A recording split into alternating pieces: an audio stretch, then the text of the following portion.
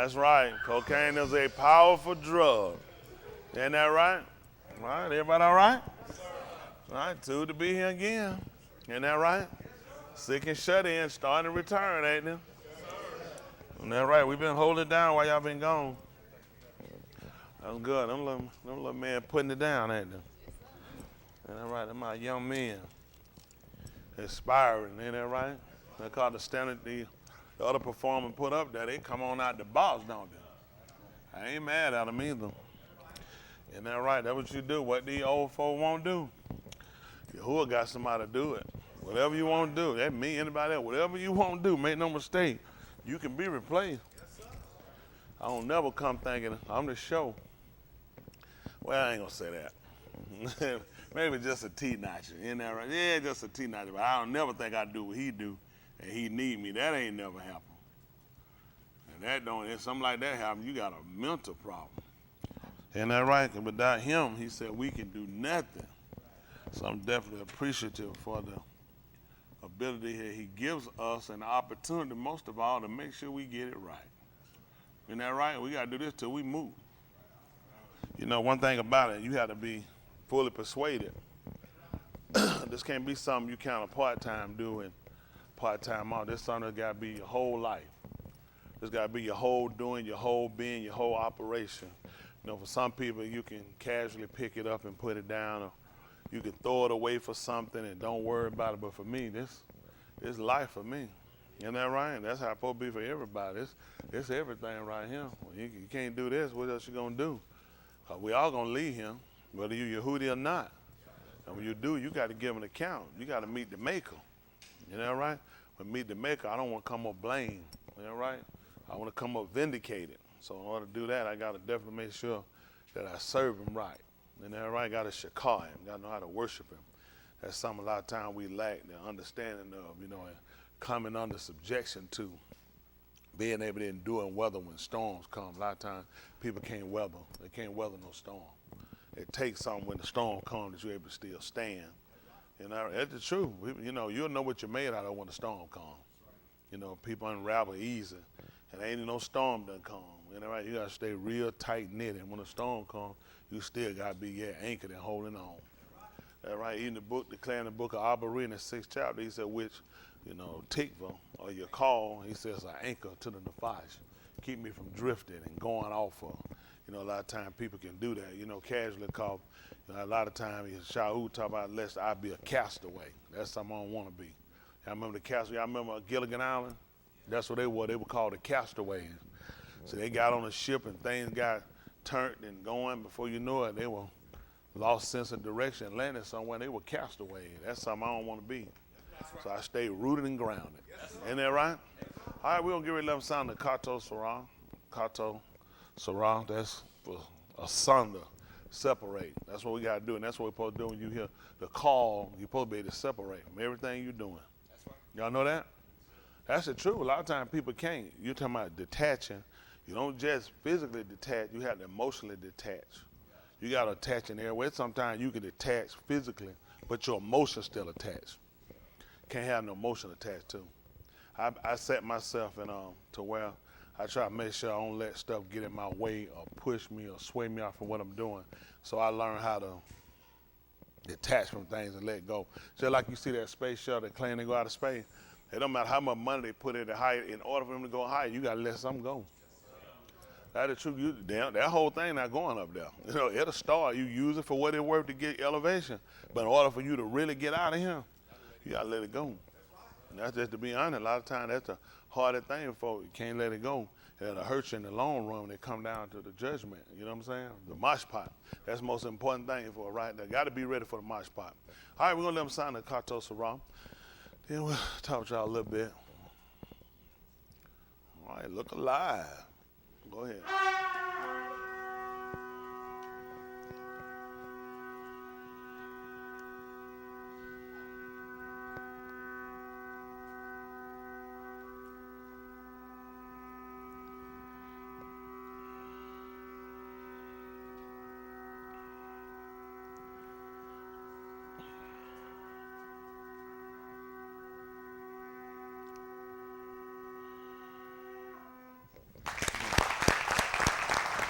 Turn to our Most High Kudashaba, which is the separated Father. How do for all you've done and granted unto us an opportunity to be able to be assembled once again. Things that we've taken lightly or not actually considered, and we just assumed it was a given, but it's not. Our getting up and our lying down, our going about and our daily occupations, or whatever it might be, you spared us and kept us. While some got up, some will not have the ability to lay down on their own. While some yakra upon your shem, which is called upon, you don't hear. We ask you to look down from Shamaim, where you abode. We ask you to let your pioneer ur upon us, let it lighten upon us. We ask you to baraka us and allow your pioneer, which is your presence, to be our encamping, our protection, and our surrounding. We ask you to baraka us and let your aha fill our lives, for we are yakra by your shem, Yahuwah, Elohim, the Most High. We ask you to purify us by your deba, by blotting out all our kata and our ma'al, which are our sins and our transgressions. That of us, the benin and the abbas, which are the fathers and the children. We ask you to barak us according to the berith that you shabbat unto Abraham, Yatsakak, Yacob, the Yahudim, and Yasharal to their Tuladav, even unto us. How do for those you recovered thus far and those that you will continue to recover, that seek you with all. We ask you to, especially our young adults and our master too late. We ask you to make us of an honest lob. We ask you to make us Sadiq, with is clean and purified for use, that we might be able to be sufficient to be able to meet you in shalom, worship you, that we might shaman your every dabarim that proceeded from your power, and that you declare, he that heareth you, which is us, heareth you. He that doth not shama you does not shama what you said. And now we ask, as we move further, that you search us, that you would make sure that we are sufficient, that there's nothing holding or lacking or keeping us from operating inside of your will, nothing that would disqualify us from being your arm. And we ask, as we prepare to move further, that you take full control, that you get the tahalim, the praises, you get the kabod, the glory, and the kabod, which is the honor, in the shem, which is the name of Yahushua HaMashiach. Let us all say, Amen. All right. Talk with y'all here. Romans chapter 15, verse 4. Y'all know we're using Ber HaMashiach. For those that want to look into this application, and we only use this along with Septuagint, the Latin Vulgate, the King James Perversion, simply because our goal is to make sure we're walking and operating inside his will. Y'all got it? Okay, that's what we want to do. This is Romans chapter 15, verse 4. Listen to the book. For whatever Nikatab before. For whatever was written before. Nikatab for our lamed. Was written to show us. Y'all got that? That's expressive. That's to show us, so we would know.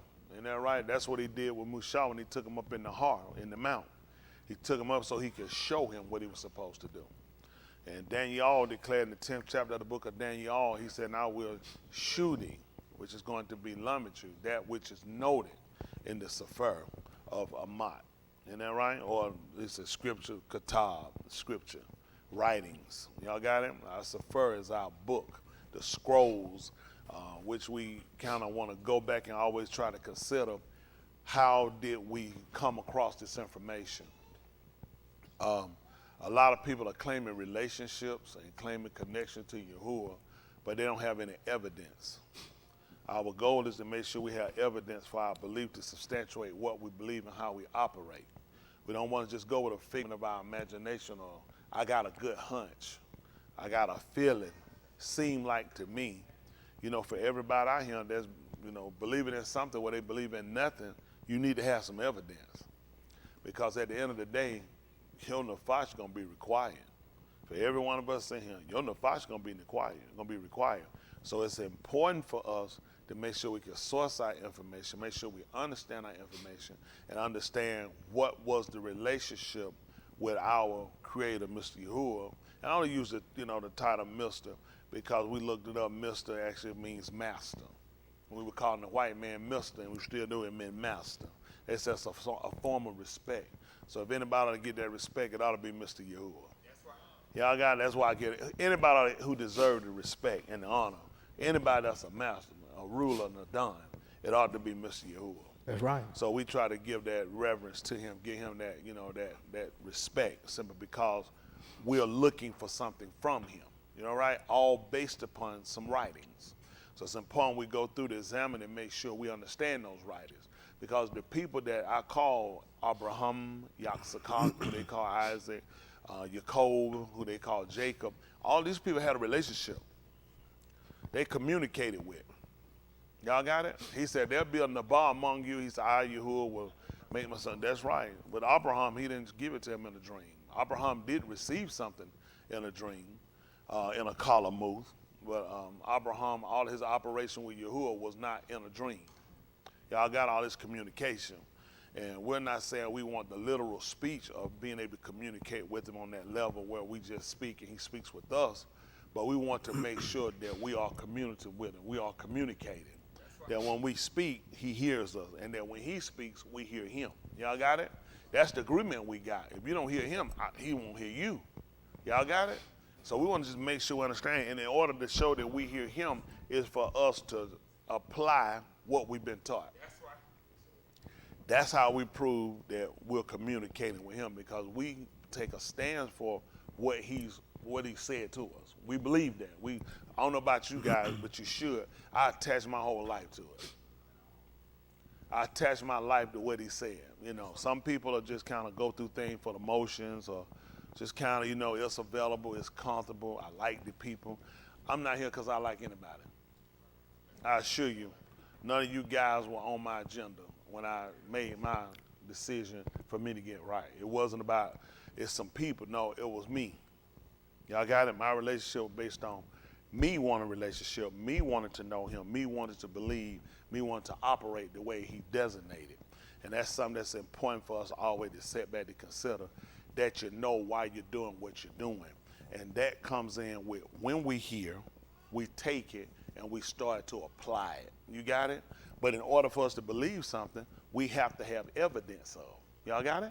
Yes, sir. Even when the book declares us concerning, Yahushua, it told us that it's evident that he sprang. Well, what's the evidence?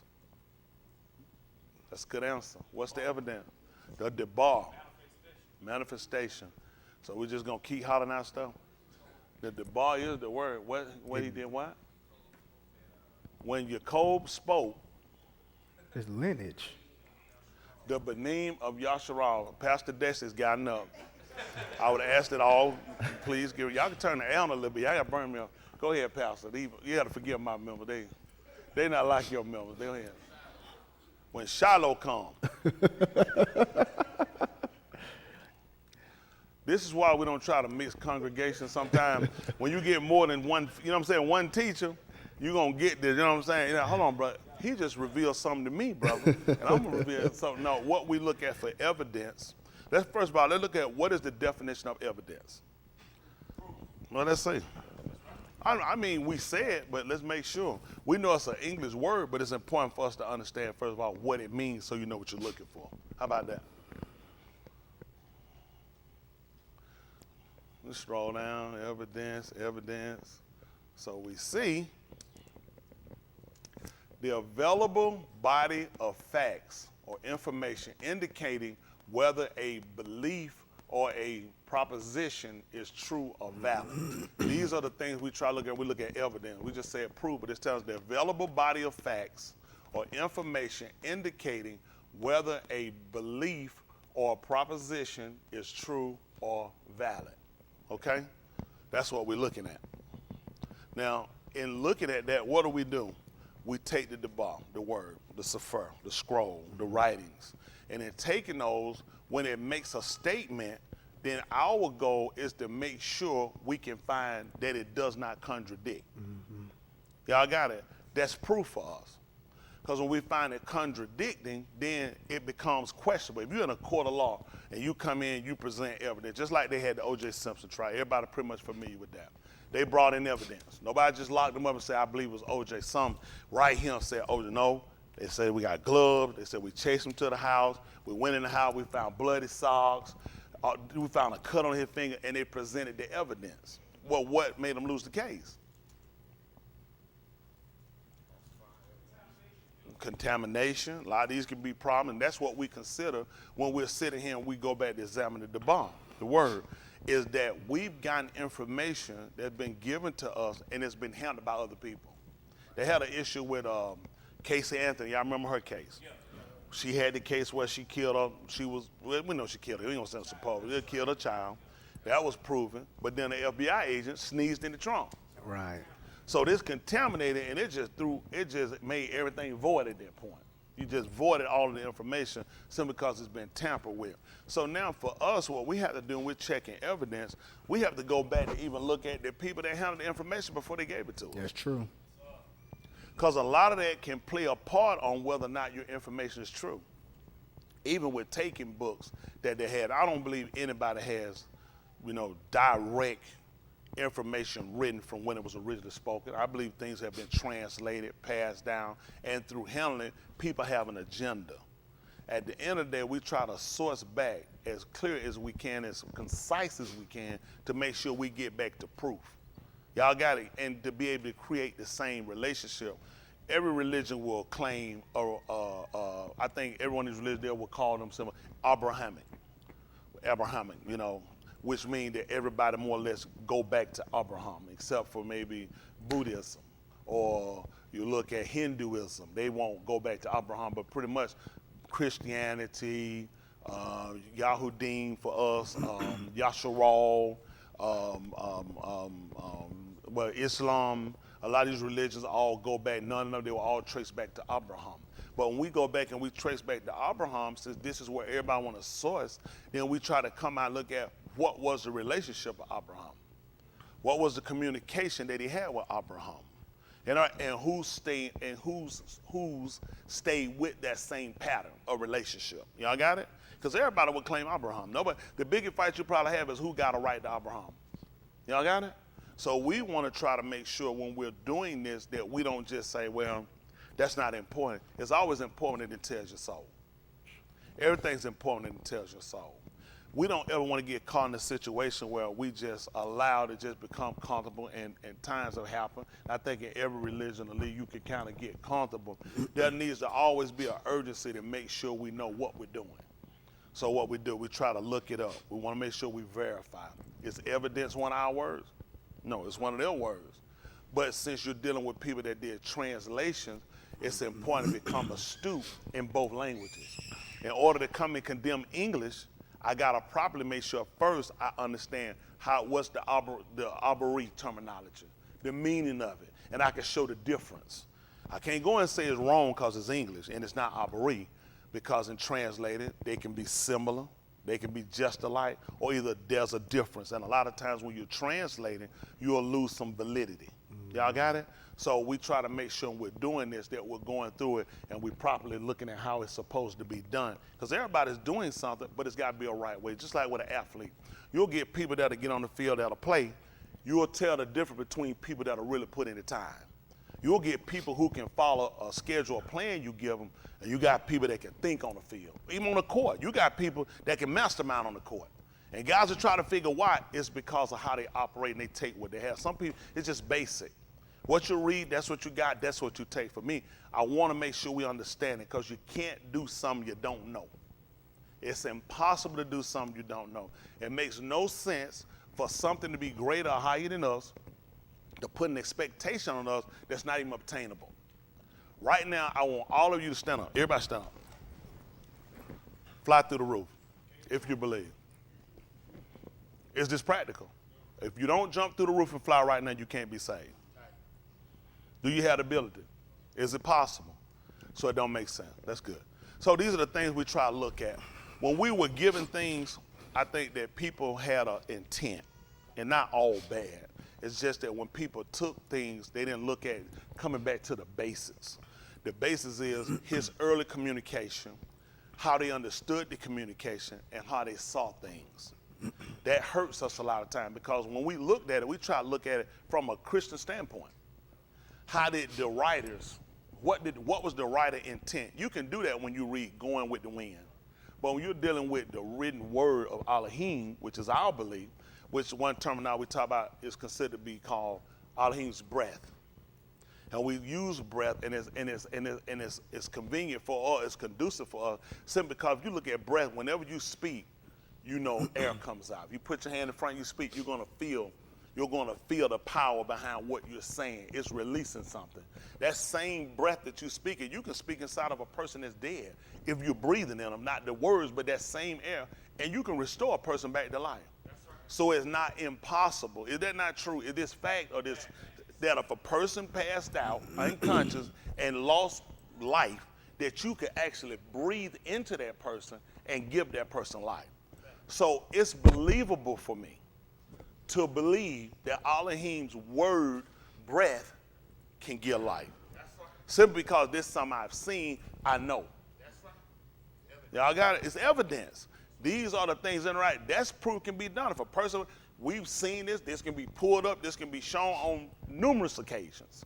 So when we sit down and we try to consider what it is we're trying to do, we want to make sure first, is it obtainable? Is it something that you understand? Is it practical? Got it? You seeking to go somewhere, everybody's saying they're trying to go. We call it Shamayim. That's the Abari word for the heights expansion.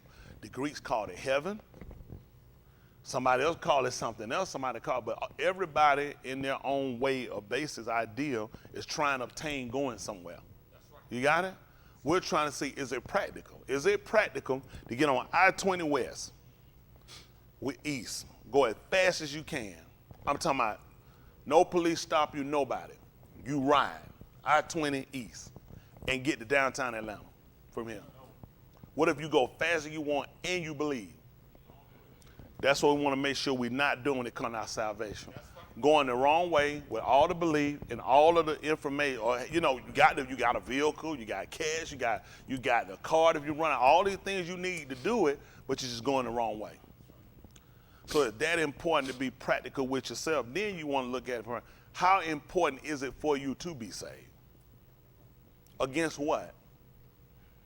Because according to Shaul, they are called Paul, he talked about how he was persuaded and he had something laid up against that union.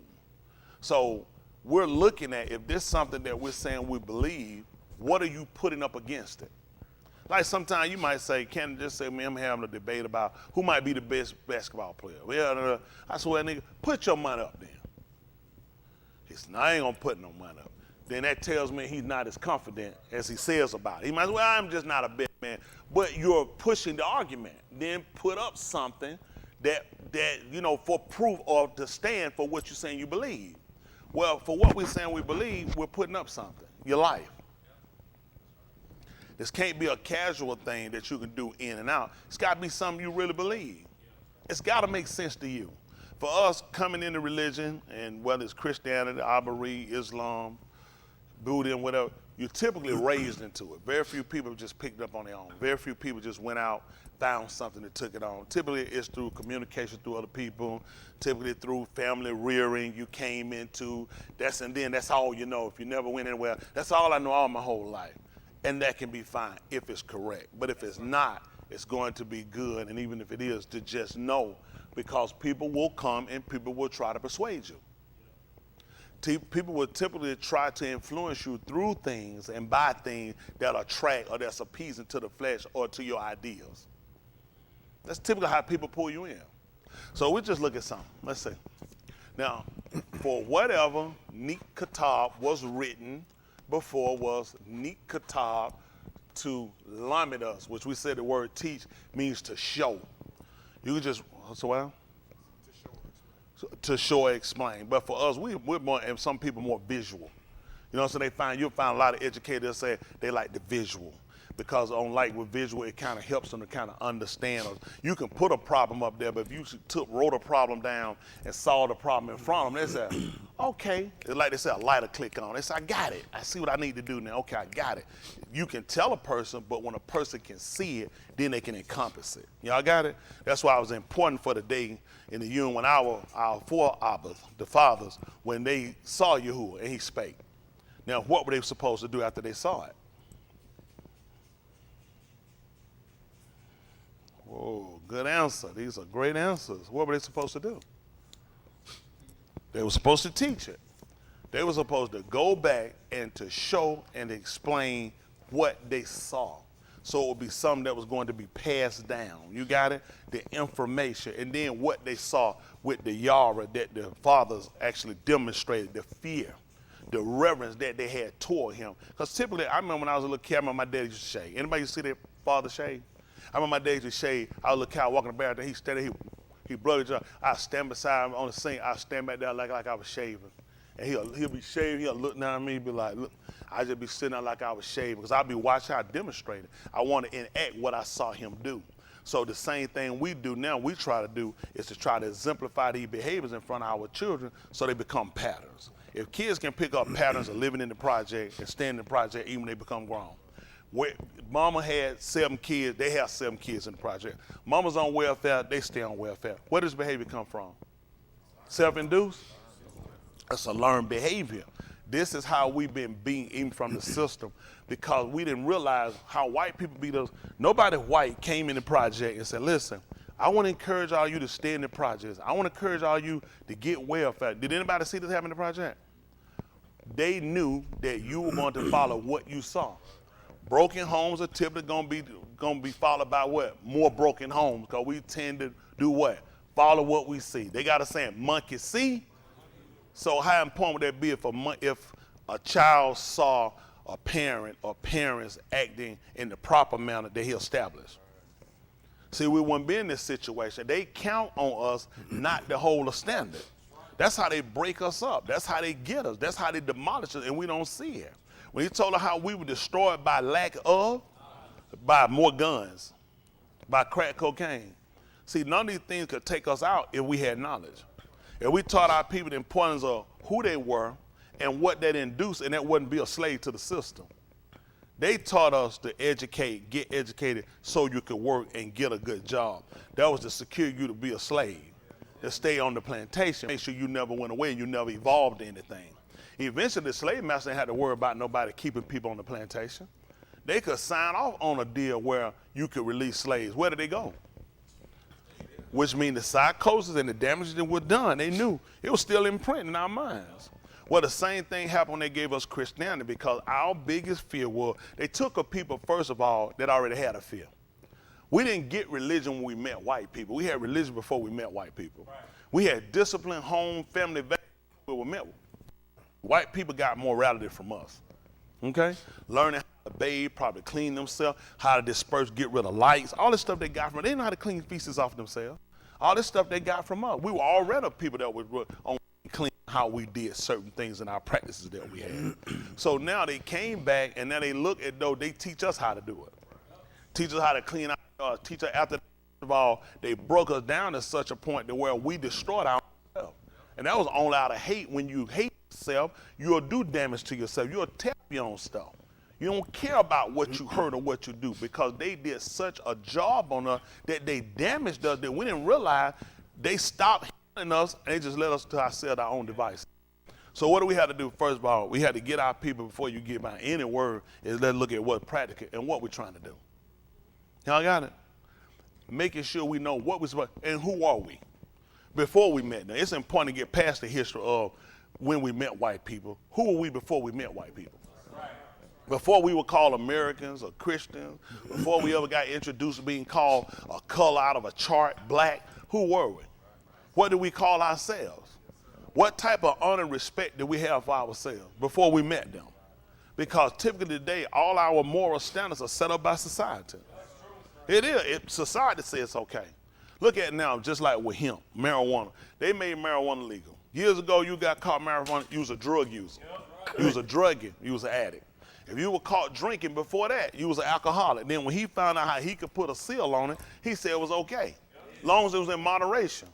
How many people were drinking in moderation before he said it? But you was a criminal before he deemed it legal. And I only say that to just show you how many things he gave us, and he named it, and he targeted it, and then we condemned our own people when we saw them. When alcohol is illegal, you were caught with alcohol, we're going to turn you into police because you're a criminal based off of whose standard. Got it? Now, the book had already predicated about a person getting drunk. But when it became the law, by their laws, we allowed their laws to supersede his laws. He said marijuana, you couldn't get it, what was wrong? Then he legalized it, and guess what? Now it's fine. He said gambling was wrong. You gambling, that's the devil stuff, you're going to hell. Now, everybody you see, grandmama and granddaddy buying lottery tickets, playing the number, big pick, quick pick. There was time you couldn't pay, you couldn't get them old people in the lottery line.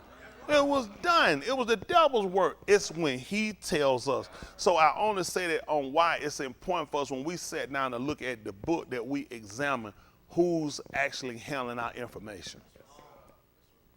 Because they can mishandle something and give you something simply because they're trying to induce you into a behavior. A lot of our condemnation came from them. They point and pick and put things in a way to where they more or less condemned us and made us afraid to have a voice or an idea different than them. They did. They made it hard for us to think about breaking away, establish your own. That's not the Christian thing to do. Thinking about not loving somebody that did something wrong to you, that's not the Christian thing to do. But the people that do the wrong to you, they hate you. They worked in prison and kill you, and these people don't like you, and nobody, white folks, never condemn their own people to hell. We be the people that condemn ourselves. Are we saying that we want to try to demonstrate the same behavior? No. Like Carrie said, we're superior than the heathen. Right. But at the same time, you got to think about how it's damaged us over the course of time. It's destroyed our homes. It's destroyed our children. We took on the same attitude. You can't whoop them. You got to talk to them. You got to do it. I grew up old school. When you talk, you whip them while you talk. Like they had that song, whistle while you work. You remember that? Whistle while you work? You know about that Val. Val was a slave in Mississippi. Man, Billy used to let you whistle when you pick peas. So that, yeah, she wrong. Oh, pick that cotton. But that's how they kind of do it. So we just kind of look at how they damaged us, how they destroyed us, and now we're trying to come back and replenish ourselves. We're trying to go back and look at, did they actually give us the information in the proper way? A lot of times, it's how you can angle stuff. Just like when you go on these sites trying to date, catfishing. You go on that site, somebody looks so pretty, man, got a blemish in their face, what they do? What that thing they call? A filter? Man, I ain't know nothing about it. You see these folks, you like, you know somebody gonna see you, right? You do know somebody gonna see you, man. The filter ain't gonna be able to stay on, is it? But, I mean, that's the same way they do. They filter a lot of things from us. And what does a filter do? Cover up, and that's what they did when they came to the book. What was the purpose of giving us a white savior? Let me tell you something. Had these people gave us a savior look like us, they could have never kept us in slavery as long as they did. There's no way we could have stayed in the situation we're in now. Had they shown us that the person that actually died for us, for everybody, looked like us. We don't all have a debt to whites. Whites got a debt to us. Every race got there. We were the original people here. It's proven in their book. When they got here, he said everything was Chicago. It was dark. Isn't that right? The first light that ever showed up was a black light. It was us. Isn't that right? It's a superior light. If you put us on top of anything, we're going to change it. You put us on top of yellow, it's going to change. You put us on top of white, it's going to change. You put us on top of brown, it's going to get blacker. Whatever you put us on, we're going to change it. Isn't that right? That's just to be honest about it. And that's what we need to do. Get our identity back, get our connection back, and make sure that we're serving it correctly. Because they go there, they don't want us to. So we looking at this for our basis for whatever was written before was written to limit us, to teach us, so that through patience, endurance, exactly. You turn this around and spell a little different. A patient could be somebody on the medical care. Mm-hmm. That's the so-called Negro today. He on the medical care. Yeah. Yeah, the man constantly giving him pills and shots because he's sick. He goes to church because he's sick, and he ain't got well yet. Mosques, assembly, they could be synagogues, wherever. The name doesn't change the fact that a lot of times Things are being done in a different manner than what's been demonstrated or what's been illustrated to us. We don't want to let some names get us to say it's right just because of the name. There's a practice that we got to demonstrate that's solidified. That's our evidence. Y'all got it? So that through endurance, which means going through without giving way. Y'all got it? Through the consolation, nakum, and that right, of the writings. If you look at us as Christians, the consolation that they gave us as slaves was what?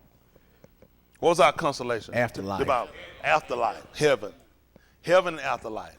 That's all we ever know. That's the same thing our great-great-grandparent had, and that's the same thing we got today. You go catch a Christian and say, let me ask you something. You ain't got nothing, brother. You broke. You ain't got nothing to worry. What you got? I ain't worried about that, brother. When I get to heaven. That's the same thing they said they were slaves. Nobody's awakened yet to realize, has it always been that we don't have nothing? Or this is just what he showed you? This is what he showed you. This is what he emphasizing. But he's never the person. You never find these white people that walk around and give away all their stuff so they can go to heaven. And I mean, come on. You know it's a heaven. You getting double, triple, 19 times more. Won't you let it go? It's a good investment. White people big on investing. They do the 401k, profit sharing. They do some other little side investment. Won't you invest in your heaven? Because that's a premise that they sold the Negroes to keep them slaves. So we try to make sure we break that psychosis and we have an understanding that it's not practical for us to sit here and just to be broke. But that's what they teach us, and the preachers teach us while they get plumper, they getting bigger, they're getting more money while the members are sitting around and starving, going backwards. Doesn't make sense. Isn't that right? Doesn't make sense. When the people came out, we came out with something, didn't we? Well, let's look at it. We said we might have tikva, which is? Cord. A cord, a connection. They gave us a rope too with Christianity. And they hung us, and they still hanging us. And you look at every time you look around people, we still getting hung up. Yep. Isn't that right? So we try to look at these things because we try to consider how important is what's written and what we're being taught. Y'all got it? Sir.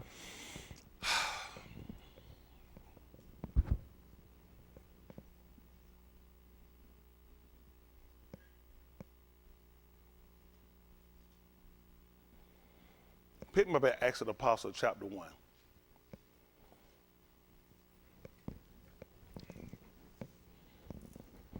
Let me just look at something. Acts of the Apostles.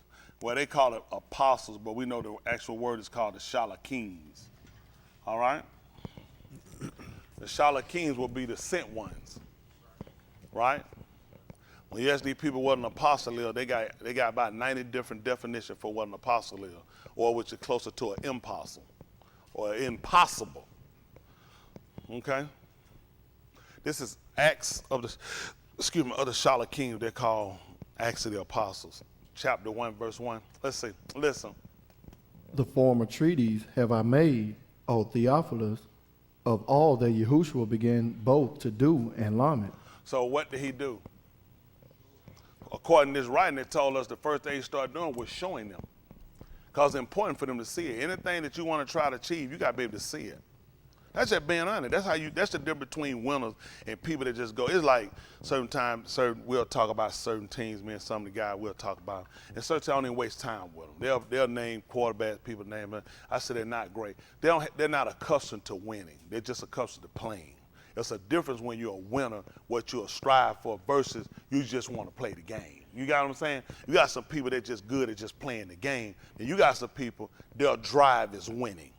We are those type of people. But where they put us at, we just play the game. We go to work to play the game.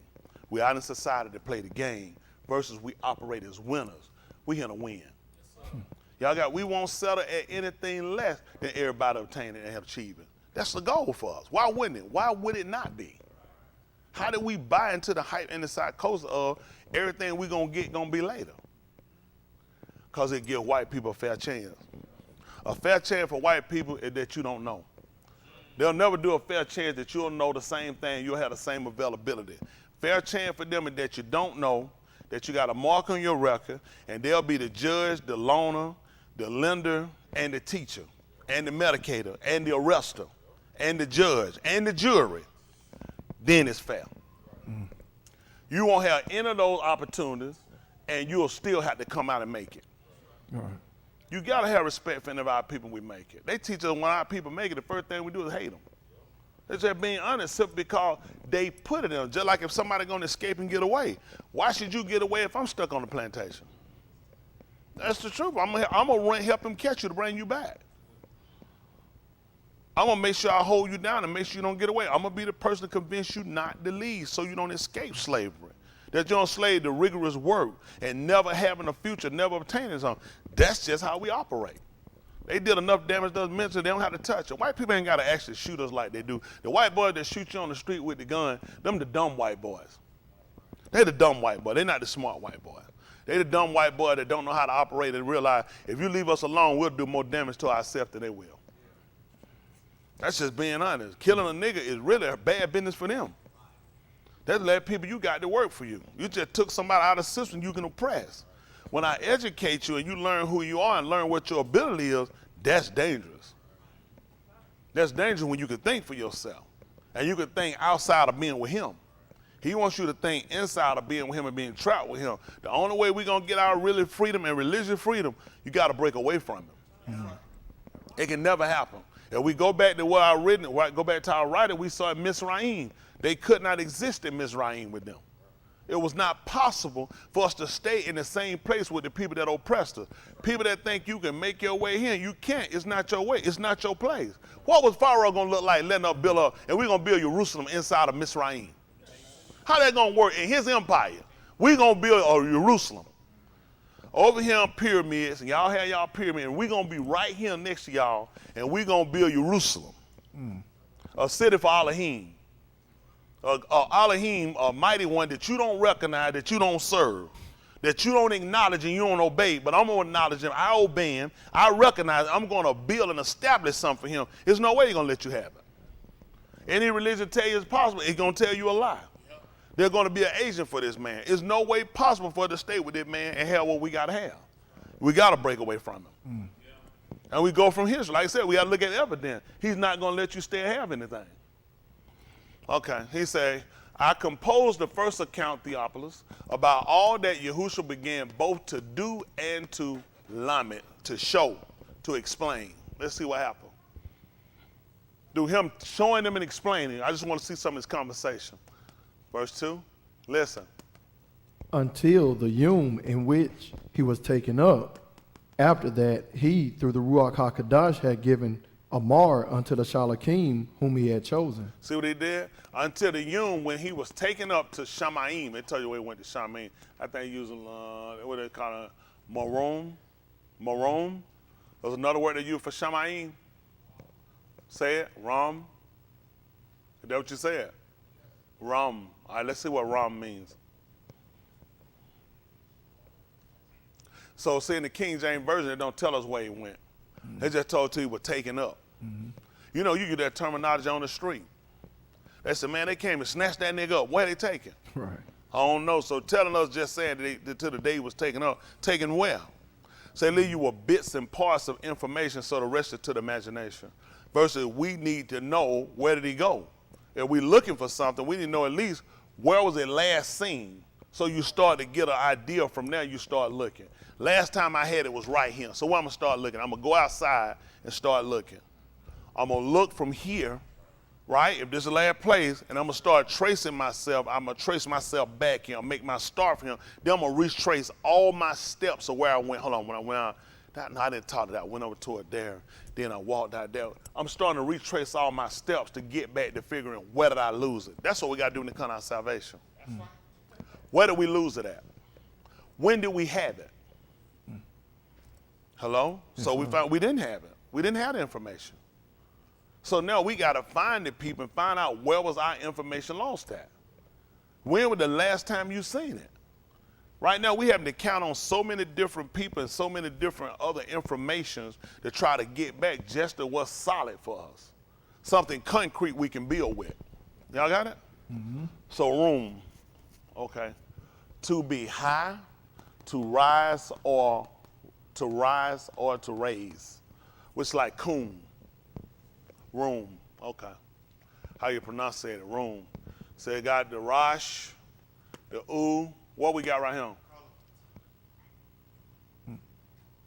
Well, Yeah, but column is making the ooh. They change the ooh. Well, no, they're saying make it wrong. You're right, column. So they're saying it makes the O sound, even though it's the ooh, the naku vowel, which what's naku vowel we're doing? Column. Y'all missed out, they quit. So column is telling us that this is actually making an O sound. Your ooh is making an O sound. So if you enunciate it, you're actually saying like room. Y'all got it? And then the mem. So it means to be high, to raise, to rise, or to raise. So in this writing of King James Version, it don't tell us where it went. It just told us he went up. He put heaven in his writings, but he didn't use Shamayim to the heights expansion. He said this was something that he showed them, explained to them from the very first time, even until he started to rise or raise till he got up. Okay? It's important to know how long he stayed with it. You guys will say, well, they used to teach this, they used to teach that, then they teach this, they teach this. We'll find out that what he taught is something was a consistent for him.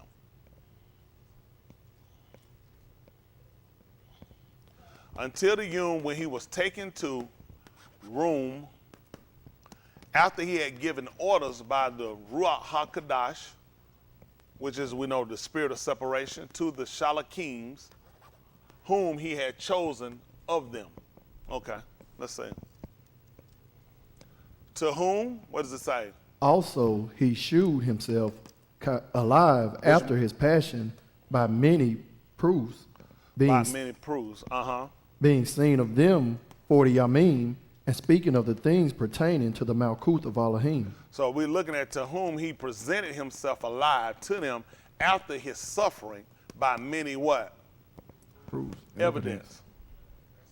Proofs will be evidence. What do we say evidence was? What was it? Body of facts of information indicating the truth. You wrote it down. That's good. Ain't nothing wrong with that. That's what we got right here. Think if everybody had done what you did, well, we just started regurgitating something out of our minds and you forgot something. Or you didn't properly display it back the same way. So it was important to write it down. That was the purpose when he spoke to Mushah. He needed him to write it down. Mm-hmm. So what they get us with, and they'll try to argue about our information, is that you don't have written facts. White people beat you with that all the time. You got anything written down? You're like, no, but I remember. Yeah. Once white people ask you a question on something and you don't have the answer, you can forget anything else you're trying to prove. If they ask you for written, please don't tell me you have verbal. Not unless you got 9,900 black people with you. Maybe they'll say consider one white, you good. So it's important to look at having it written. Let's hold it before we got it. Look at it. See if there's all aha dabarim. That's they'll call it Deuteronomy. All aha dabarim. What does it mean? And these were the words. See if that's oh shoot. All right, let's see. Whew. See if that 31:22. All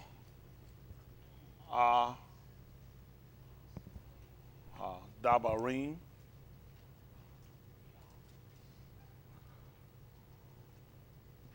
So if it's 31:22.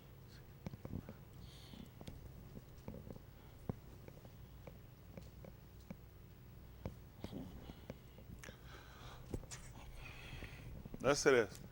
Let's see what happened. Listen. Mushah therefore wrote this shir the same Yom. Shir on that Yom and did what? Taught it, lamed it, the benim of Yasharal. What's the next one? Might have back up. Back me up 30, that was 32, 22, take me to 20. Let's see. All right, listen to him. 31:20. Listen. For when I shall have brought them into the Arats, which I swore to their aboth, that floweth with milk and debauch, and they shall have eaten and filled themselves and waxen fat, then will they turn unto other Elohim and serve them and provoke me and break my berith. See what happened? So even with this, him writing, telling us what was going to happen when we began to enlarge and come into our own, start to possess things, he started letting Mushah know some of these things were going to become an error to us. That's why it's important to realize when you obtain things, you don't lose sensibility of who you are. Our berith is always the thing that's important for us. When he wrote it, you notice who he told him. In order for us to receive anything that came, you're gonna have to acknowledge some people. Our Abba, the berith.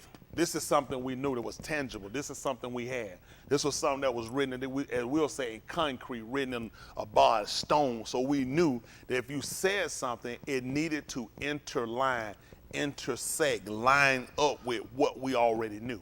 Y'all got it? And he said, listen, for when I bring them into the Beth, which I, Shama, swore to their, because he didn't tell it to us. It don't make sense, which I swore to you. I never talked to you. I talked to your Abba, your fathers. So what covenant I made berith, what I swore, what I Shama, I gave to them. So they were to repeat it back to you. And this was going to be your evidence that you actually had come into the land, that you actually had possessed it, and the land had given you everything that I told you it would do. This was your evidence of proof. The land, the goods, the things happening. Look.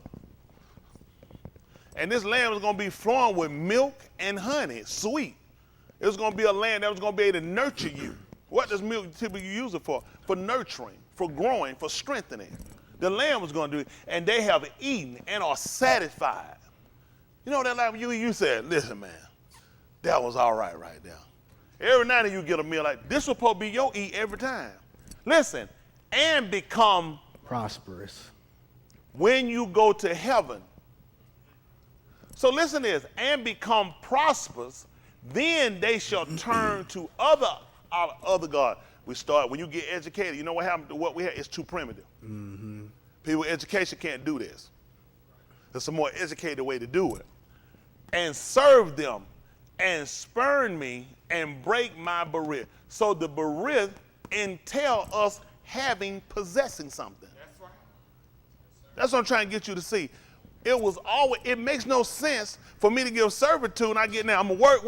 I've been working. Ain't no picture. Where do you go to heaven? Been work. How long you been work? I'm paid to go to heaven. Who's gonna wait for this pay? I'm working now. So I need something to compensate me for now. Y'all got it. What you're going to give me later, I gotta be able to see you do something. I'm in hopes of gaining more, triple, 20 times, quadruple, 7 times, and I ain't got nothing here? But I'm gonna get all this later? Does this actually make common sense? The same one I'm serving now will give me nothing, will let me have nothing, let me own nothing, but when I get them, I own and have everything. Is that practical? Is that logical? Part of the berith was becoming prosperous. People say, I'm not teaching a prosperity doctrine, as some will take to use you, but it encompassed the obedience. Through the obedience, Abraham was struggling. Abraham had loans. He had to put his kids through college. He didn't get a chance to pay all of them off, but he got done near. Is that the story we know about Abraham? We knew Abraham to be the richest man in the land. Lut, his nephew, they called Lot, he was struggling. He had a hard time. Lights got cut off a few times, but he knew he could pray. He had a prayer for, turn my lights on, Lord, if you will. Y'all remember that story? He don't either. Now, how is it that these men had a berith with Elohim? These men prospered. Y'all got it? In the land where they were in. And yet we'll come along and we'll have the same obedience that we'll profess, and we'll conform to the same Elohim, and we get nothing. It's because of the psychosis of what they gave us. See, white people know, and I tell you all the time, everything is limited. There's not enough for everybody to have it. That's a lie. There's not enough for everybody. That's a fool. America too rich for everybody not to have. That's a lie. It won't be America long because nobody gonna do nothing. It's important for somebody to be slave. When Yasharal came from out of Mizraim, we put people to servitude. It didn't make sense we had to do all that work. When we kept, he said, make these people serve. You are Elohim. So when you came into a place and these people would not submit and not subscribe to what our Elohim had done, and they knew the record of what he'd done, then he said, then put them to tribute. Make these people serve you. Now the white man was just smarter than we did because we turned away, like he said, we provoked them, we spurned them, we burned them, and we turned around, and what we were supposed to do to other people, it happened to us. We wound up getting put to tribute. Right there, and you know what happened? We knew it was a lock-in, just like Mitzrayim. It was going to be a long, hard struggle. That we were going to be right back where we started at. And the reason why, because we hadn't learned how to obtain, first, the knowledge of self and Elohim. I mean, you can learn about it, but if I don't know myself, I don't know how it's going to help me. I got to first learn. When I came, the thing for me was knowing where I was. I knew what Tony was. Tony was sick. Tony had a lot of problems. Tony had a lot of stuff hurt him. Tony was suicidal at times.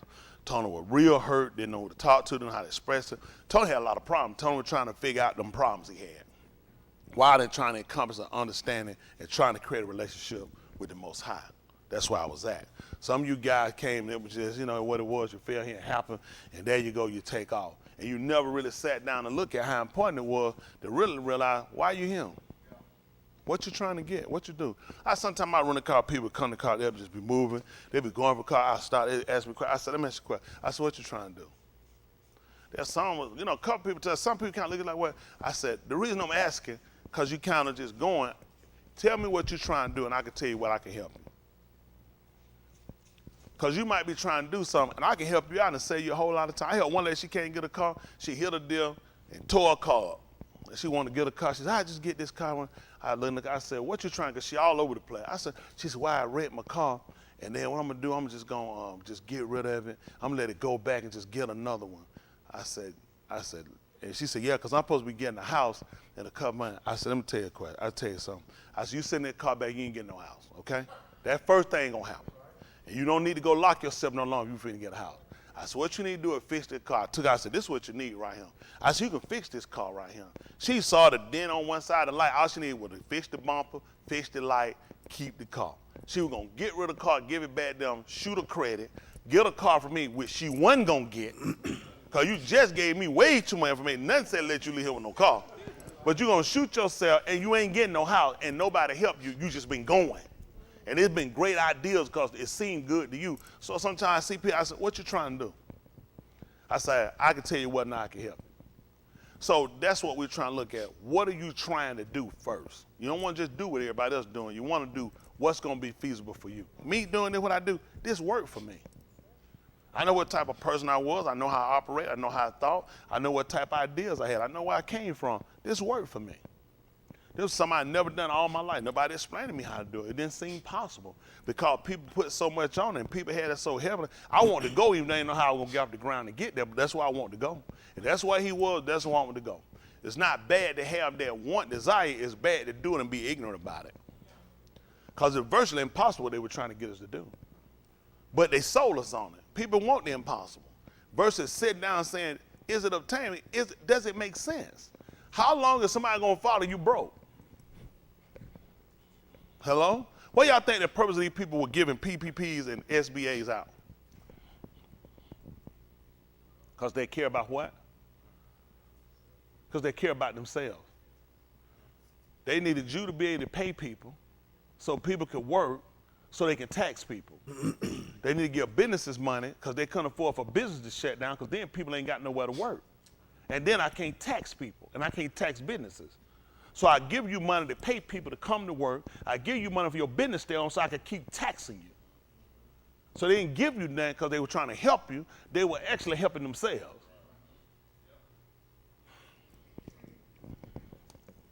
But it sounds good. All right, next verse, 21. Then It shall come to pass, when many Rosha and troubles are befalling them, that this shear shall testify against them as a witness, for it shall not be forgotten out of the paw of their seed. Uh-oh. See that? How is it not going to be forgotten out of the mouth, the paw of their seed? Somebody was going to have to keep the teaching. Somebody's going to have to keep passing the information so we won't forget. You know what we said? The spirit going to go. There's no spirit to come in and just put something in your mind out of nowhere. That relationship it's got to be fun, it's got to be created, it's got to be nurtured. No more than stuff just grow out of itself. Once he originally started the origination of things coming in existence, and we learned nothing was here, other than he said in the mind when he came here and appeared, everything else he caused to come in. Those things he caused to come in, he gave it a discipline that it was supposed to repeat the same cycle. If you're grass, then produce more apples. That's common sense. What were they supposed to do?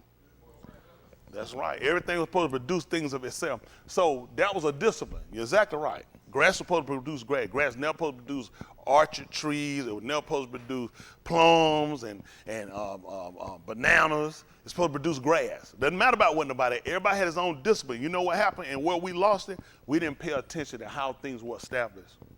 When he established us and made us, we were supposed to create more just like us. What you saw and what you heard and what you knew, you were supposed to demonstrate and show it to the next one. And they was going to show it to the next one, and everyone teach another generation. That's how it was never going to depart from the mouth. The pa, I for the opening. Y'all got it? People tell you sometimes you're talking to do what? Close your mouth. Why? Because it's open. The pa, the opening. You going to get them out. How you get them out of there? You got to open the paw.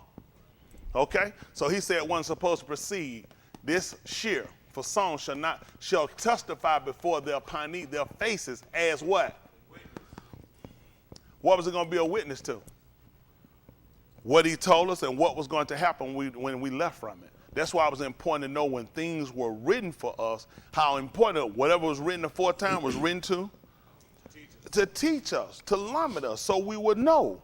So we didn't give way. Now, here I come, I just got $900,000. What I'm gonna do? Mess up. Can I say mess up? Possibly so. But let's go what I'm gonna mess up and do. Come on, I said, pay my bills. I ain't gonna do that one. That man, that's a big sin. You good, brother? No. But what typically? Draw me out. Go and do some other stuff in the world. Maybe go and get pulled with some people in the world. So now prosperity came to pull me away from Elohim versus looking at who's the controlling factor of what I have. When Ehud, who they call Job is actually J-O-B. I'm not going to call him Job. His name is Job. If you're going to spell it J-O-B, that's a job. Everybody wants a Job. It's a job. Okay? You work a job, you don't work a Job. Persecuted, Ehud. He was persecuted, but he never allowed the things that he possessed to take away the integrity he had toward his Elohim. You see that? Because of the relationship he had and the berith, the covenant he had, regardless of how prosperous he was and what he lost, it never made him veer from the relationship of what he was supposed to keep. See, for us, if I start feeling sick, I start getting a little weak, I start losing a little money, I lose a relationship, then I'm going to kind of draw back. I'm going to draw back. Versus his relationship was not predicated on the things he had. He knew who was the possessor. The whole purpose we go through Barashit in the beginning, they call Genesis, because we look at everything here, he put it here. So if he put it here, then he gives it to us, as the book declared, richly to enjoy. So just like he give it to us, he also, that's what EU said. He said, Yahuwah take it, Yahuwah give it, and Yahuwah take it away. He read his family, his kids, his animals, which is a dog, his flock, his home, everything he had. He said Yahuwah gave it, and Yahuwah take it away. So that puts us in a mind where we consider. See, a lot of times we don't consider. A lot of times when things happen, it happens for a reason. In the day of when things are well, what he wants to do? Rejoice. But in the day of adversity, that's when we start to consider. Ehud was, the book said he was Talmud, perfect, upright, Yashal, upright, in everything he did. But when he was persecuted, it brought him more to perfection. Because it was through his persecution, he even started going back looking. There could be some things about me. He would even call himself wretched at some time. He would look at himself, although the book deemed him as being Talmud, when he went through and suffered, it actually made him more to perfection. Ehud declared that when he was finished being tried and tested, how was he going to come through? As gold. As gold. Not that stuff you get at the flea market. That flea market gold, you don't want to get that too much. That stuff that itch your neck. You're not getting no chain, ring, necklace, and 4 bracelets for no $20. That's not gold. That ain't even good fake gold. So that was the purpose of this what we had was going to witness against us, for it shall not be forgotten from the lips of their descendants with their Tuladar. For I know their Imagine. which they are making Today. before I have brought them into the which I swore. So you know he looked at? He know the intent. What you trying to do? What you trying to do? They say, yeah, I'm just trying to, yeah, if I get over and I get this, I'm going to be straight. He said, I know the intent before I brought them. So I want to test them. I'm going to let them know. I already know that your goal and what you're trying to do, but make no mistake, the word is going to come back and it's going to testify against you. Because I know why y'all intent to go into this bed.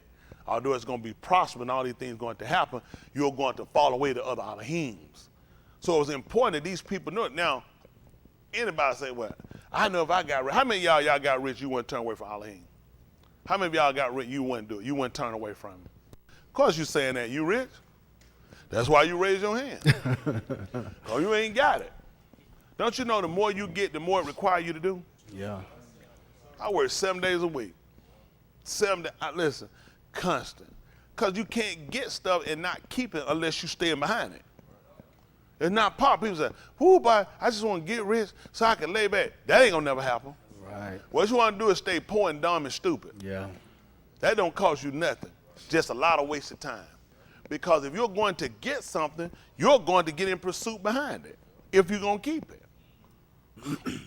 Positions, if you got a position, some of y'all, you play football, amigo, you play football, Chris, y'all play, don't practice. How long you going to stay receiver? It's always somebody coming. It's always somebody practice come by. You play what? Safety? You play safety? Cornerback and safety. Don't practice. Get slow. They gonna hold that position. It's somebody coming for it. Whatever you got, it's somebody coming for it. That's you. Yeah. So what y'all doing? No, that's what you play. You play basketball. That right. He was left-handed. Ain't hit nothing yet. That man came and had that thing on the wrong arm. What that was? Had on that sock. That was a sock. That's an uncut a football sock and cut a whole head stripe down her by his arm, shooting out the wrist. But it's always somebody competing for. Y'all got it? So you got to compete to keep it. And what you got to make sure you don't do is you don't lose the maintaining of your nafash. I don't let stuff get me the way it moves me from what my actual goal is. My first primary goal is to make sure I keep the berith. I do that first. The having of things is secondary. Y'all got to make no mistakes. I ain't serving the man for nothing. And I ain't serving to get everything I got when I die. I'm going to need some down payment now. No more I'm going to let a car walk out for free. I'm going to need something, some surety. The same thing they did. What I'm saying is not something that's unobtainable that doesn't make sense. That was the whole purpose. He had to give us something that we can hold to.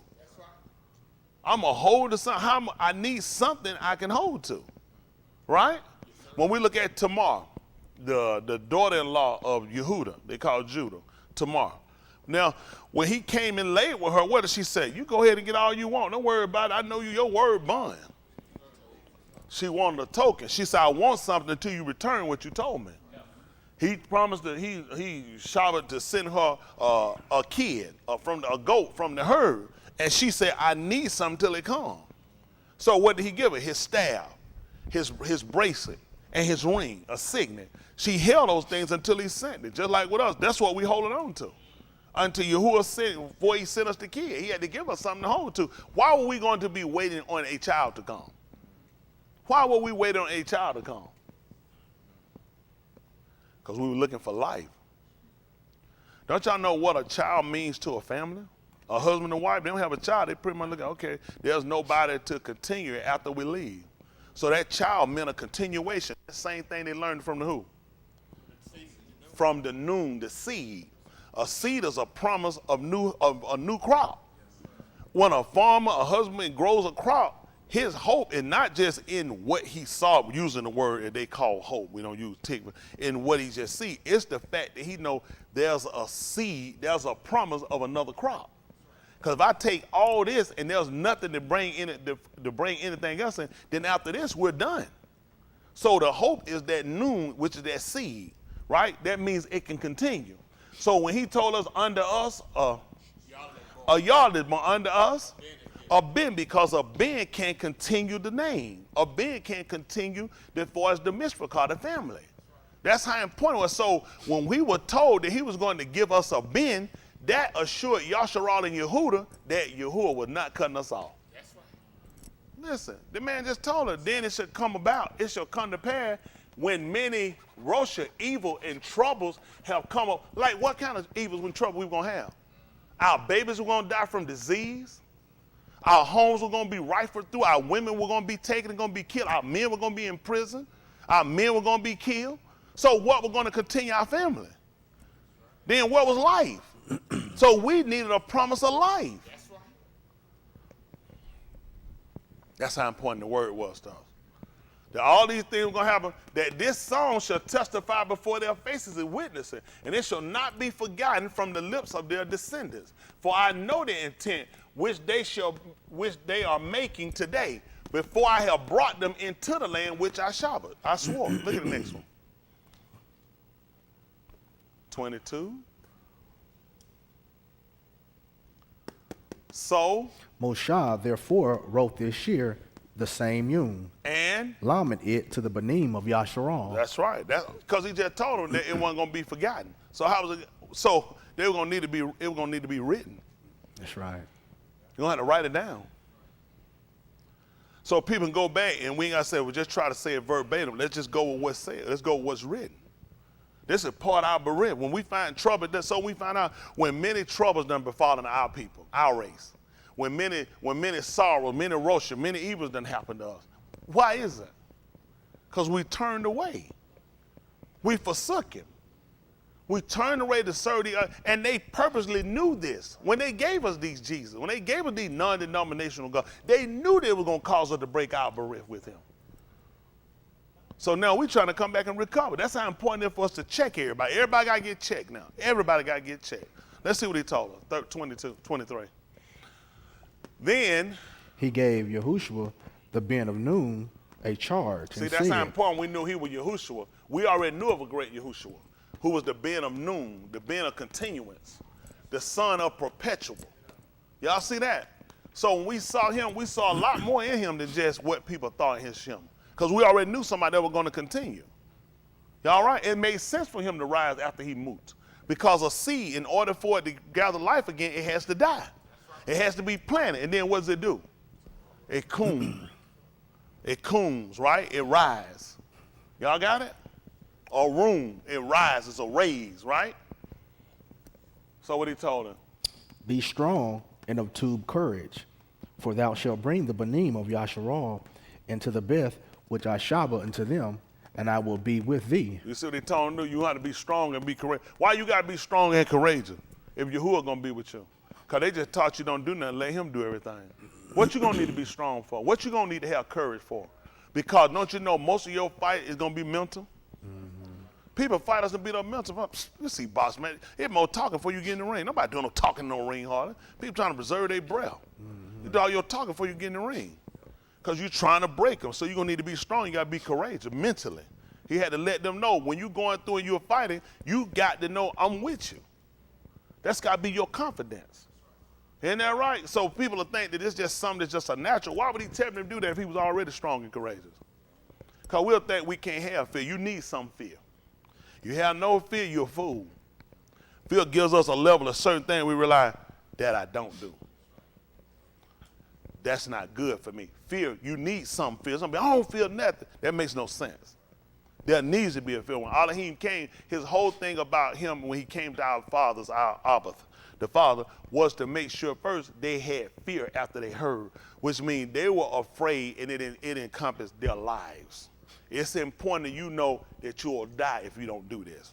It's important you know that your life is in what I'm telling you, just like breath. That's what keeps you going.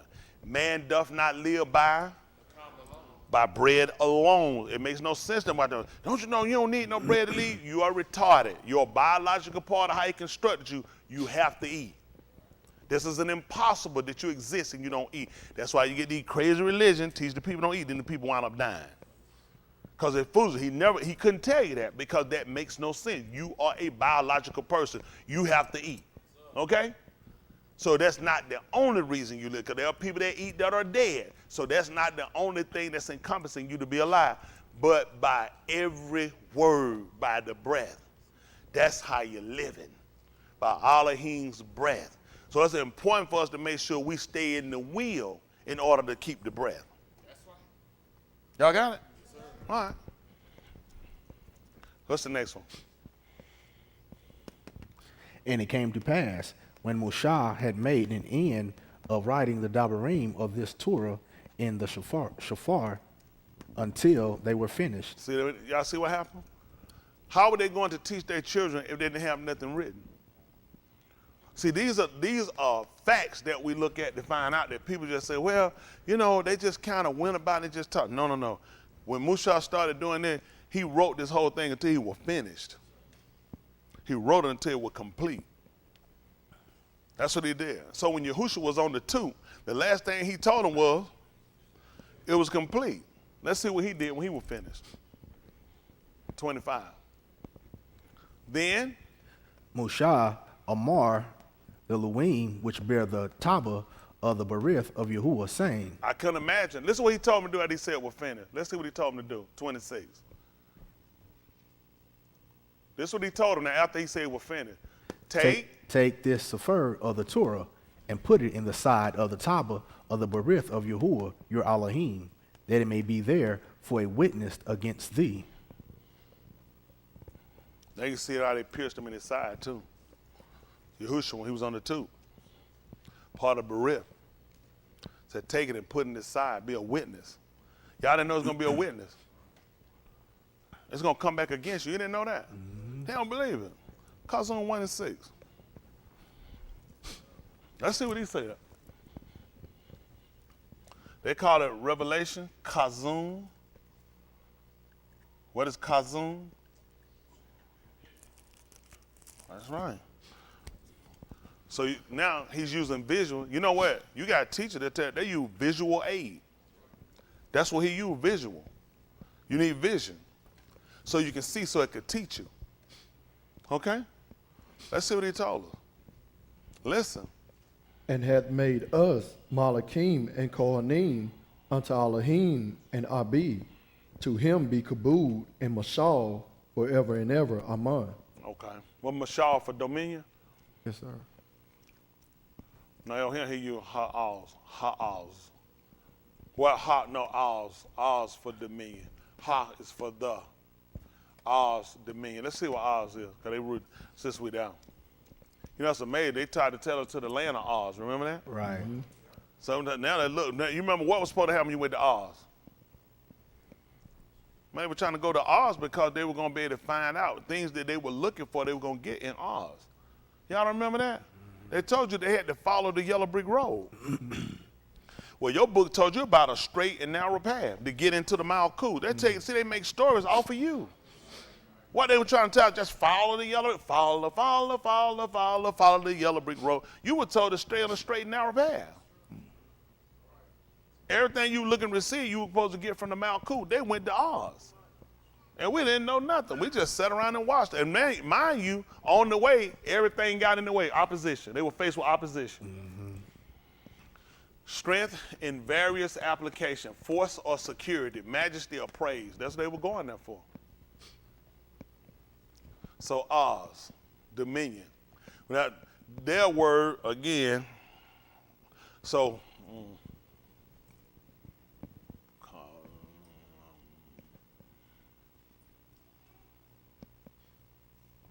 it's the and the O sound. So they're doing column, they're saying that the which is the knowledge, the I, in the enunciation, it makes an O sound. Y'all got it? So this is a column, is what he's using here. Column is what he uses then, the zen, to cut.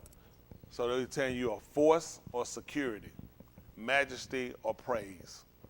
They use dominion. And James will render it as boldness, loud, might, power, strength, or strong.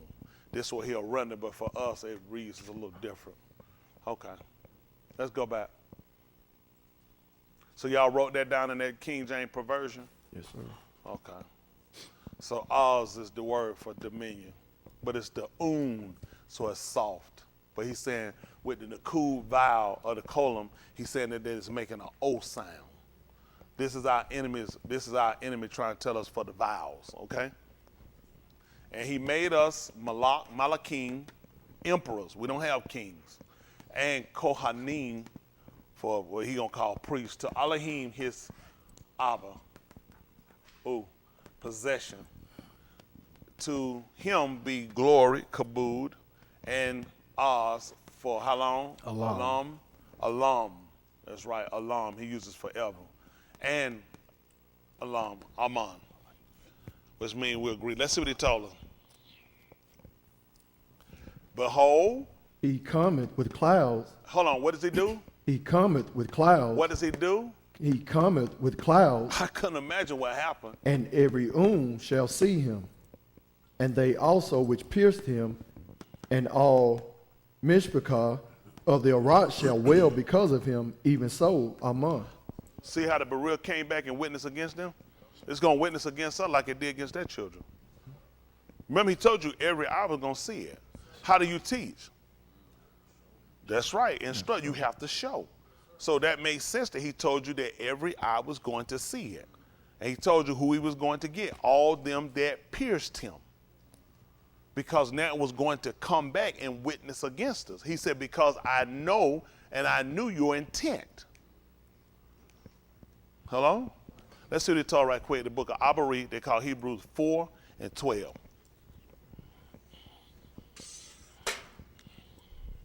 Try to get y'all out of here.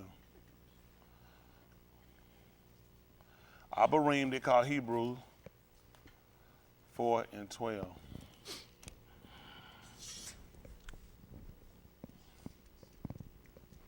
Let's see.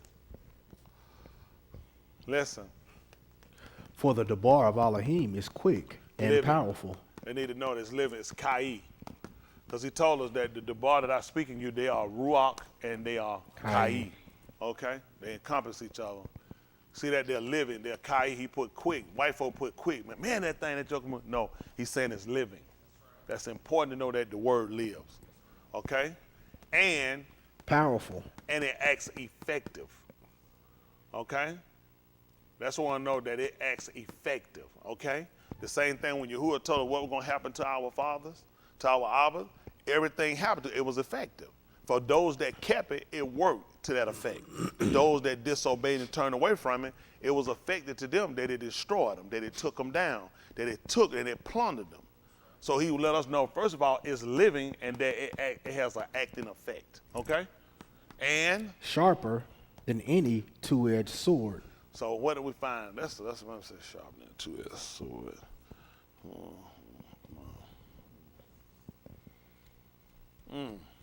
What are we going to use?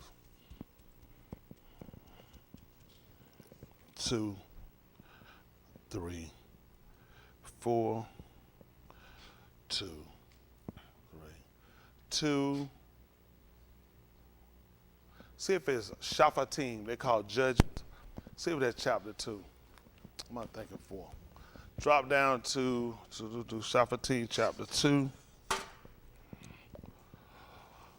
Oh, jump down about, see if it's 18. Shaphatim, they call judges. 15. What's the purpose of judges? That's right. Condemn the Rosha and vindicate the Sadiq, the righteous. And that's something that people do when they go to court. People typically go, and their end is to argue or to explain or present their case.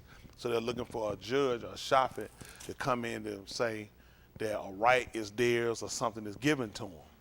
We're looking for a person that's wrong to be condemned and say, you took this from this person wrongfully, so this is what happened to you.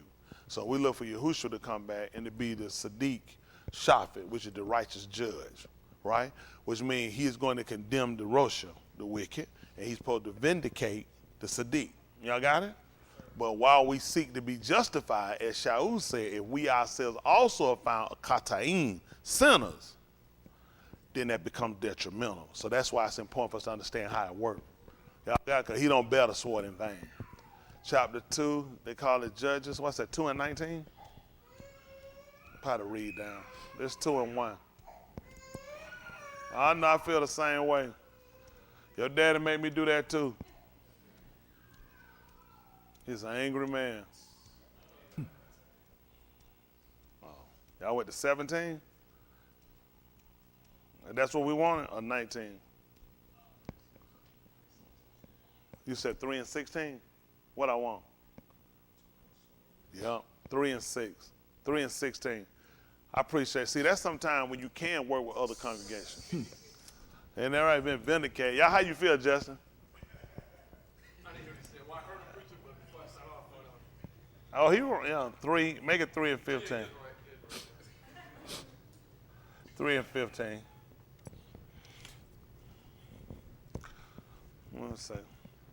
Let's see. This is how it works. Listen what happened. 3 and 15. Listen. But when the benim of Yasharal Sa'ak unto Yahuwah combed them up a deliverer. See what he did? He raised them up a Yasha, a deliverer. Well, a Moshe for a deliverer, because Musha, because Musha was known to be our Yasha, right? So that's why look at him. He raised up, and which makes sense because Musha was who they received the Torah from, and Musha was the one that brought them from Mizraim. So they were always looking, and they were describing them. They would look at anybody that would bring them, deliver them, as being another Musha.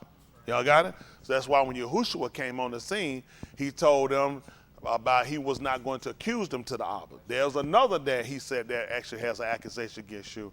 He said, Musha, in whom you amon. He said, because had you amon Musha, you would amon me, because he wrote of me. He said he was writing about me. Okay? But when the Benim of Yasharal, Sayat, to Yahuwah combed up a Yasha for them, Ahad, what they put in there? Oh, good, they put an E. You say Ehud? Ehud, yeah. The Ben of Gera, the Benjamite, a Ish impeded in his right hand, and the Benim of Yasharal sent presents by the hand to Elglan. I don't care because he ain't ours. The Malak of Moab, which is of the Abba. All right, let's see. 16. Go ahead. But Ehud made him a dagger which had 2 edges. See that? Had 2 edges. What happened? Of a cubit length. And? He did gird it under his raiment upon his right thigh. Under his what? Oh, you'll say under his cloak. Go ahead. And he brought the present unto Eglon, Malak of Moab, and Eglon was a very fat Ish. What happened? And when he had made an end to offer the present, he sent away the arm that bare the present. 19. But he himself turned again from the quarries that were by Gilgal, and said, I have a secret errand unto thee, O Malak, who said, keep silent. And all that stood by him went out from him. Okay.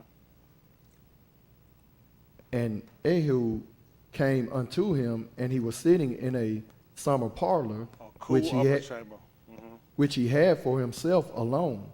And Ehud said, I have a message from Elohim unto thee. And he come out of his seat. Mm-hmm. And Hold on, Ehud, we ain't got that yet.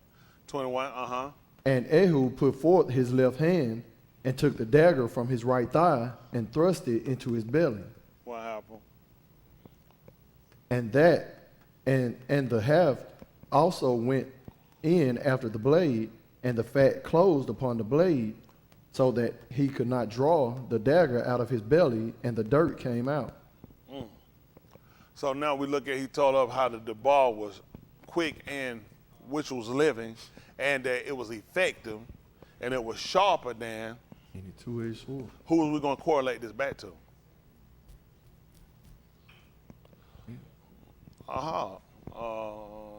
Ehud, whatever, Ehud.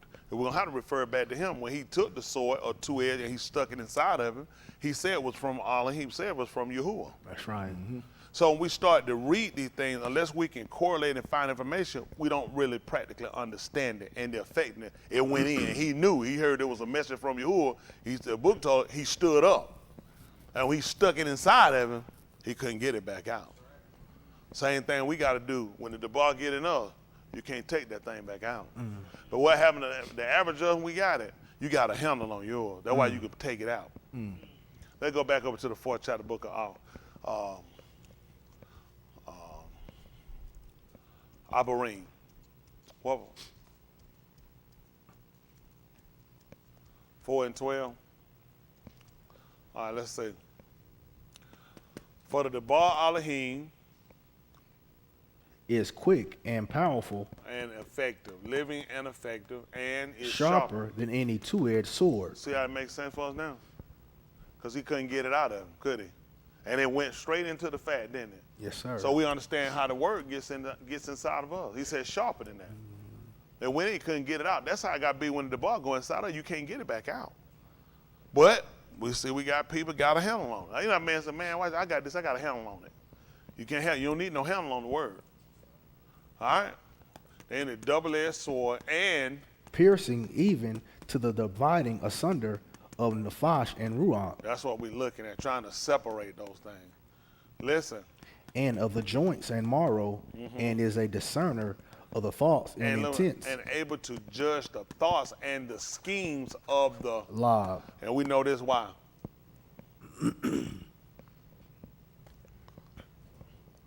Because what?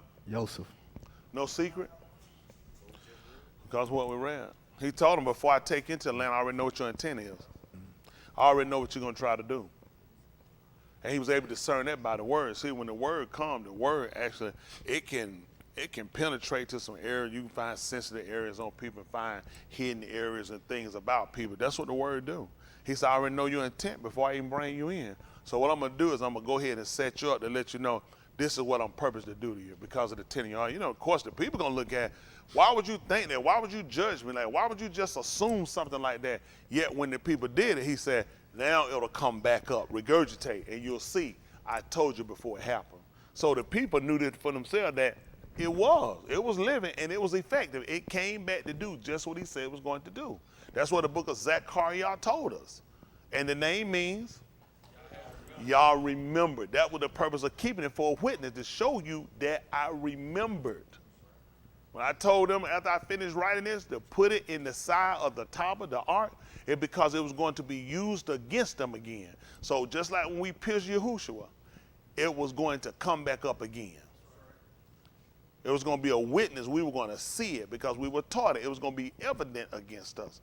That's why we had to go back and consider when you make decisions, when you do things, you got to weigh the whole consequence of how this is going to go. What's the end result of this? How this really going to play out for me at the end of the day? Does he actually know how many things that he told about came back to happen in the past? All these things told of earthquakes and dive of place, of war and all. These people ain't never seen it before. These folks are lying. They ain't never seen no disease to come and plague this planet like this long. Them people told about a summer, it'll be gone. By one, it'll be gone. All these folks, they don't know what they're doing.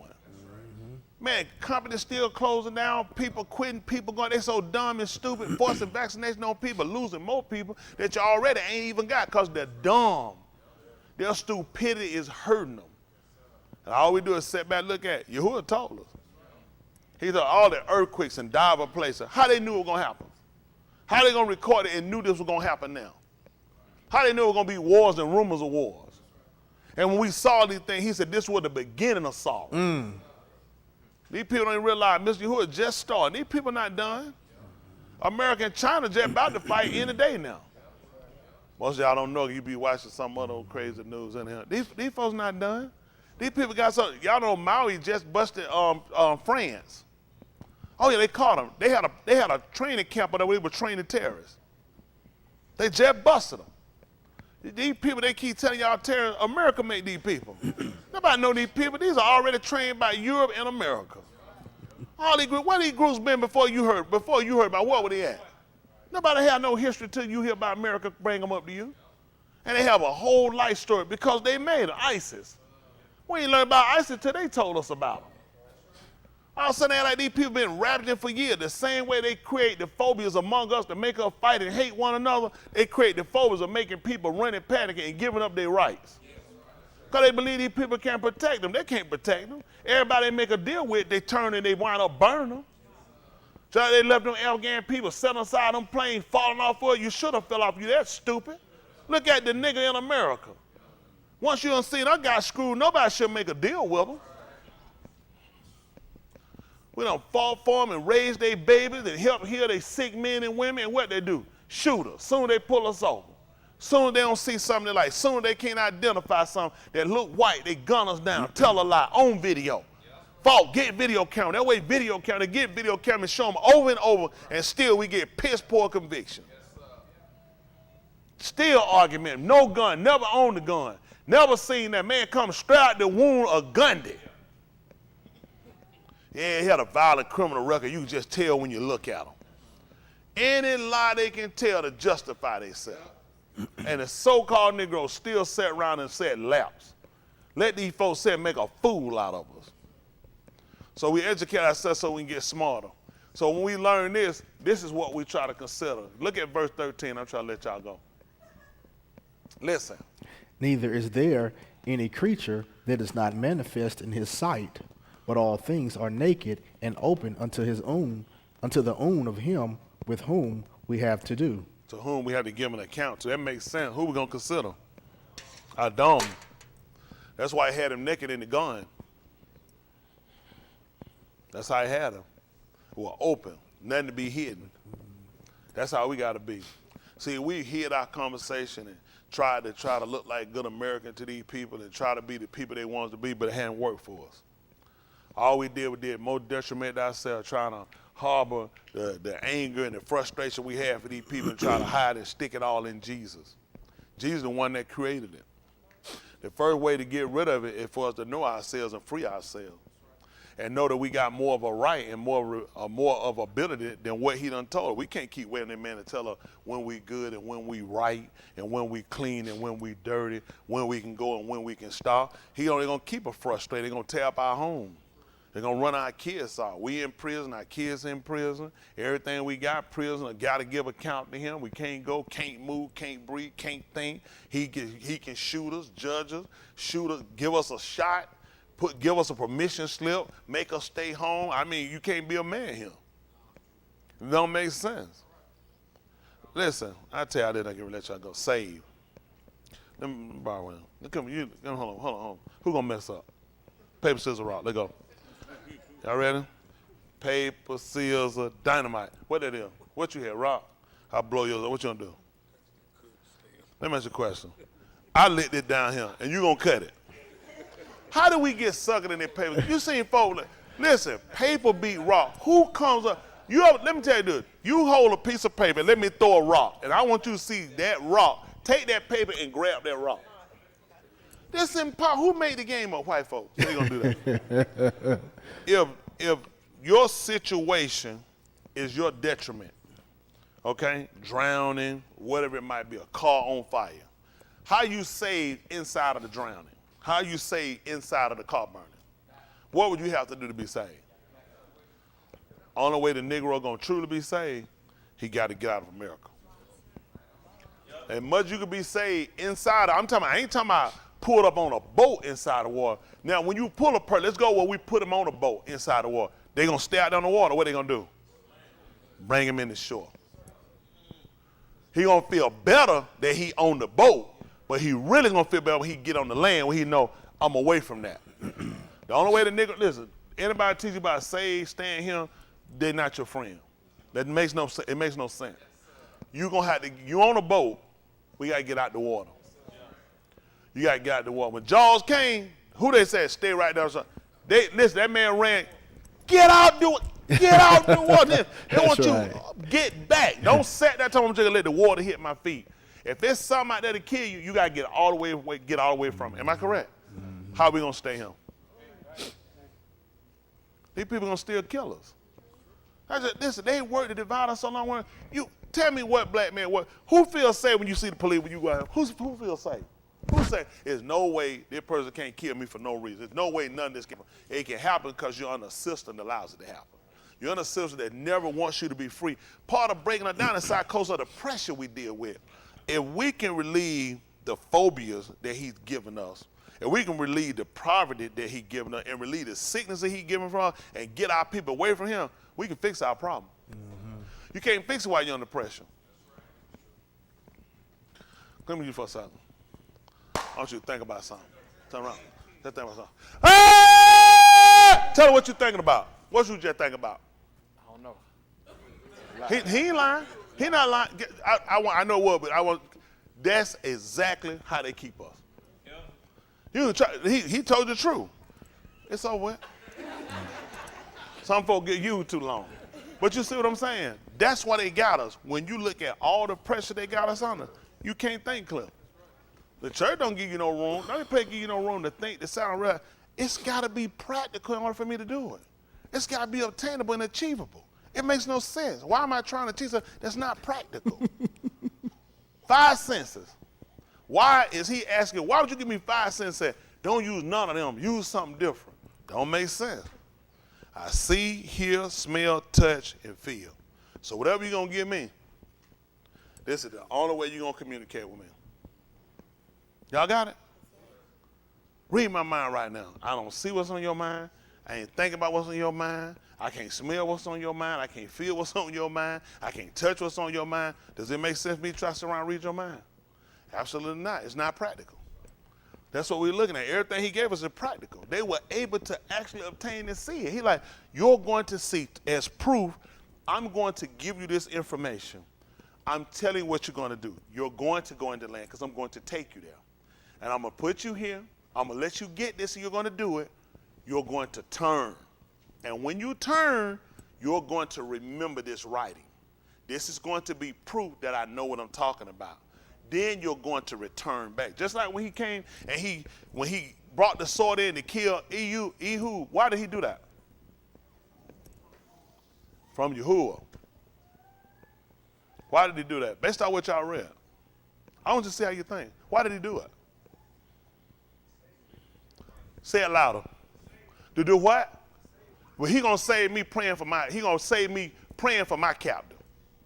He killed him. He said he raised him up, he combed him up a Yasha, a deliverer. How much sense did it make to leave the person that had them in the dilemma? In order to deliver them, I need to get rid of the problem. All the Negro had done is taking aspirins. Does aspirin stop headaches? No, sir. No. Why do we let white people keep showing commercials saying aspirin stop headache? I had a headache. I took Excedrin, and immediately my headache started happening. What did I do? I immediately suppressed my brain to tell my brain that my head was not hurting. I never fixed the problem. Christianity, Islam, Judaism, a lot of these religions are nothing but just suppression. Because the problem is there until you fix it. What's your problem here in America? Jesus gonna stop these folks from shooting you? Jesus gonna blow the corona away from him? We gotta get and fix the problem. What caused it to happen? Just like here, what caused it to happen? We can go through our scrolls, and we can read that he told her that when pestilence comes, that if my arm, which are my shim, they'll recognize under my name. If they'll turn, if they'll seek me, then that's when I'll change it. We can't unite none of these religions to fix. Now, he never told us to do it. It's disobedient. What we need to do, Christian, Muslim, white man, black man, Jew man, every man, come together, we're going to pray. When did he tell us to do this? So why are we doing it? That's been the problem with us. We've constantly been doing something he never told us to do. You don't get results doing what he told you not to do. You get results from doing what he told you to do. And that's something we got to learn to comply with. That's two. Appreciate it.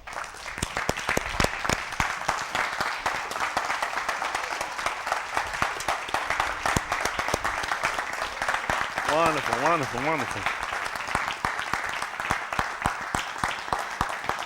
Appreciate it, appreciate it.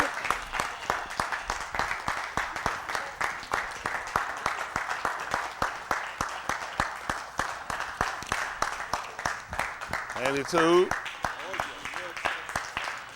Wonderful Houston. Wow.